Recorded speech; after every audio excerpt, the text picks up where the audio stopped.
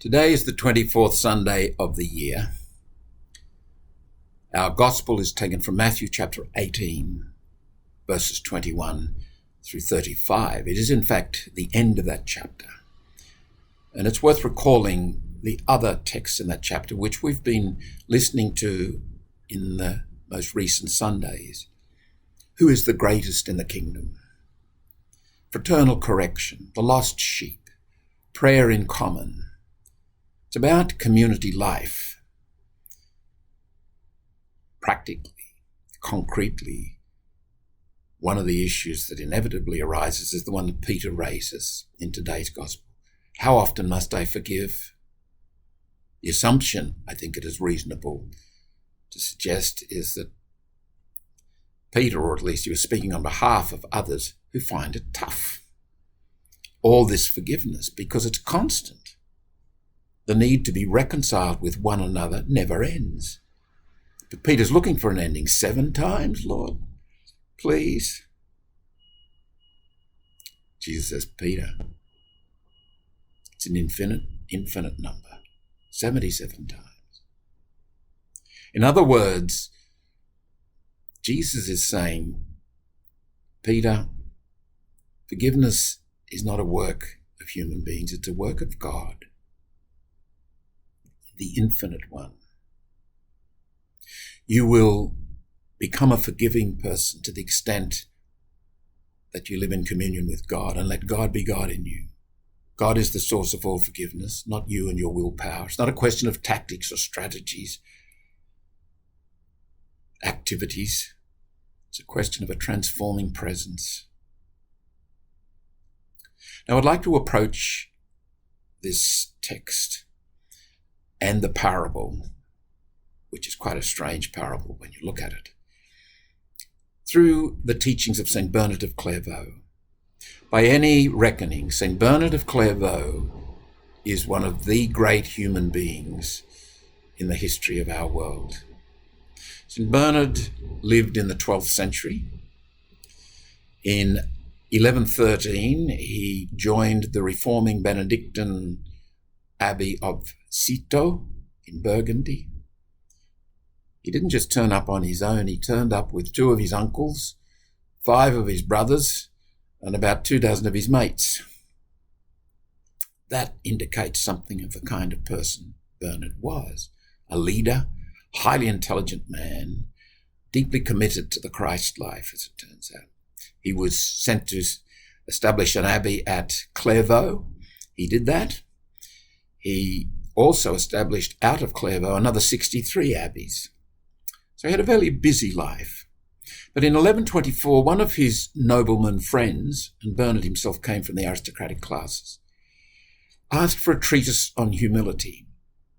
Now that's not entirely unusual or surprising, given the fact that noblemen, people of that era, many of them, not all of them obviously, but there were a significant number who took the Christ life very seriously and their responsibility to be exemplars. So Bernard wrote this treatise, a little classic on humility. Benedict, from the 6th century, Bernard's father, thought humility was at the very core of our life in Christ. Concretely, experientially, on a daily basis, humility, understood correctly, was the ground of it all. Bernard, in his treatise on humility, starts to delve into that rich proposition. And he says, actually, all human beings seek truth in itself. It's a natural inclination. But you can't find the truth in itself until or unless you find the truth in others. You can't find the truth in others until or unless you find the truth in yourself. Immediately, one thing is obvious about Bernard's methodology here. He's not seeking abstractions, propositions that are true or false. It's experiential. It's very concrete. He's basically saying to the listener, are you there? That's a truth that you need to face. Be who you are. And you only become who you are by facing the truth. And in essence, that's humility. But it doesn't stop there, because facing the truth raises some interesting psychological issues and practical ones.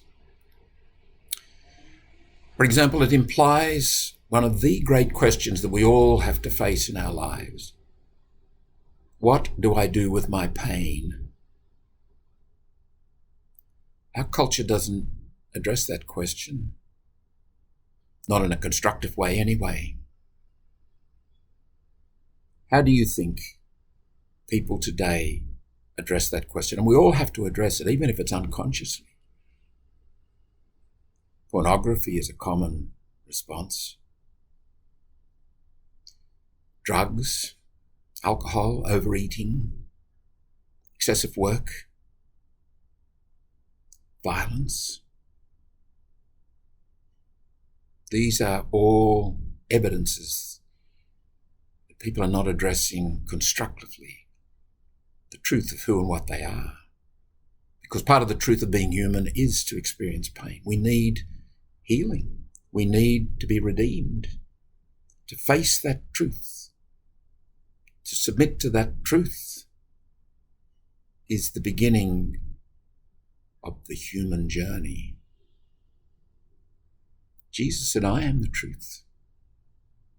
I am the way. I am the life. The truth will set you free. Facing the truth is not only the way into a genuinely human life. We become merciful, compassionate, caring. We outgrow the need to compete and judge, because facing the truth brings humility, the truth of who and what I am. And we can walk in that truth with our heads held high and with joy, paradoxically. I will never understand or be at ease with your pain if I haven't faced my own pain. The path to forgiveness lies through the truth of who and what I am and my experience. It's not a tactic. It's not something that softens up my willpower so that I will be forgiving. It's the path into the life of God. It is the way that Jesus speaks of. We develop a lifestyle and a way of living in which God becomes God. God is allowed to be God. This is the basis of community life. This is the source of forgiveness. This is where mercy comes from. The little parable then that Jesus goes on to offer us, I think is a parable that leaves us confused, but also with a measure of shock and disgust. This is the world, what the world would be like without mercy. But people behave in a manner that is unforgiving, that ignores reconciliation. The truth is the basis of unity. The lie, in whatever form it takes, is the basis of division and conflict and eventually violence. To address Peter's question, Peter's concern, I think Peter's question, how often, is probably not the real question that Peter is seeking. But how to be forgiving. How to make forgiveness part and parcel of my being present in the world. The basis of the Christ life, the life of mercy, the life of forgiveness, the life of compassion, the life of true care and love, is listening. Listen to the truth of of your experience. Face the truth of your experience, especially the uncomfortable truth, the hard truth. Jesus comes to us disguised as the truth of our lives daily. To face the truth is to build our communion with him, through him, and in him. We become Christ-like because Christ is enabled, allowed to be Christ in us for the world.